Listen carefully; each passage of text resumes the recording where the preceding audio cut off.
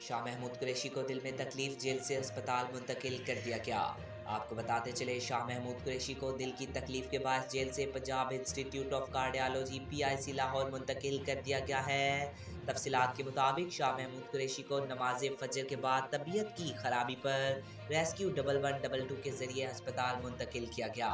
इब्तदाई तौर पर जेल के मुआलिज ने इनका तिबी मुआयना किया और फौरी तौर पर अस्पताल मुंतकिल करने की तजवीज़ दी।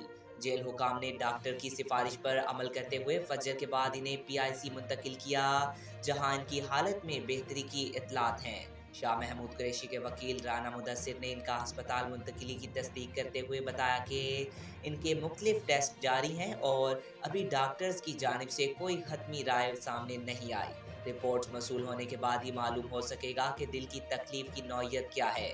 वकील का कहना था कि जेल इंतजामिया ने शाह महमूद कुरैशी के अहल खाना को भी सूरत हाल से आगाह कर दिया है। वाज़ेह रहे कि शाह महमूद कुरैशी मुख्तलिफ मुकदमात के तहत इस वक्त जेल में कैद हैं।